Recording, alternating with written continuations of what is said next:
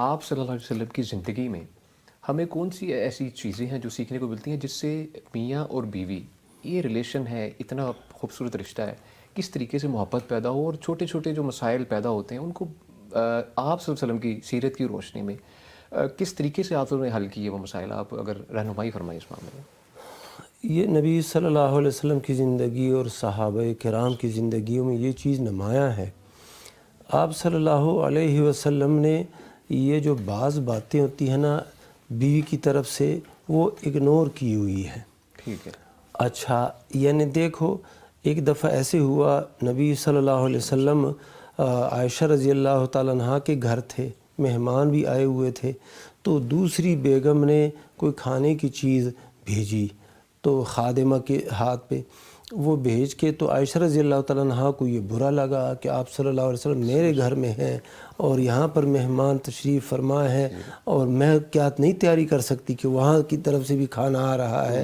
تو انہوں نے نا وہ خادمہ کے ہاتھ پہ ایسے ہاتھ مارا، اس پلیٹ گر گیا، ٹوٹ گیا۔ تو اللہ کے نبی صلی اللہ علیہ وسلم نے وہ کھانا جو تھا نا، وہ چونکہ ٹھوس سی چیز تھی تو وہ اٹھا کے کیا کیا، دوسرے پلیٹ میں ڈالا اور جو ہے اس خادمہ کو عائشہ کے گھر سے پلیٹ دے کے واپس بھیج دیا اور یہ کہہ دیا کہ غارت امکم، آپ کی والدہ کو غیرت آ گئی کہ میرے گھر میں ہیں اللہ کے نبی صلی اللہ علیہ وسلم، تو آپ کی طرف سے کھانا آ رہا ہے۔ آپ نے اس کو اگنور کیا، لیکن جو تبادلہ ہو سکتا تھا چیزوں کا، اس چیز کی نقصان ہو گئی، وہ پلیٹ ان کو دلوا دی۔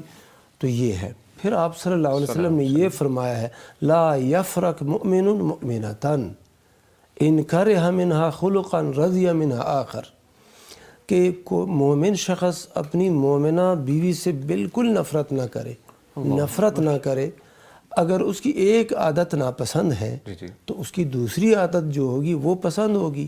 یعنی مقصد کیا ہے؟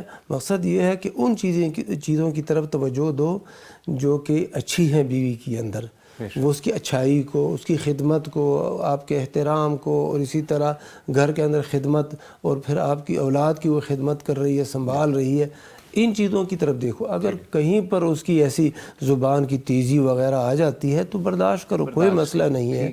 یہ آپ صلی اللہ علیہ وسلم نے فرمایا۔ قرآن مجید کے اندر تو اس کی مزید وضاحت ہے کہ اگر ایک عورت چڑھائی کرتی ہے خاوند کے اوپر اور اپنے آپ کو بلند سمجھتی ہے، نافرمانی کرتی ہے، تو اللہ سبحانہ و تعالیٰ نے یہ فرمایا وَاللَّاتِي تَخَافُونَ نُشُوزَهُنَّ، وہ خواتین، وہ بیویاں جن کی نافرمانی اور چڑھائی سے تم اندیشہ رکھتے ہو، تو فَعِظُوهُنَّ، ان کو نصیحت کرو، واعظ کرو، قرآن اور سنت کی آیات بتاؤ۔ اچھا، پھر کیا کرو؟ وَاهْجُرُوهُنَّ فِي الْمَضَاجِعِ، جو لیٹنے کی جگہ ہے نا، بستر الگ کر دو، بیڈ پہ ان کے ساتھ مت سو جاؤ، اپنا بستر الگ کر دو، نیچے سو جاؤ۔ اس سے بھی عورت کو نصیحت ہو جاتی ہے۔ تیسری صورت یہ ہے کہ وَضْرِبُوهُنَّ، پھر ان کو تھوڑا ضرب بھی لگاؤ۔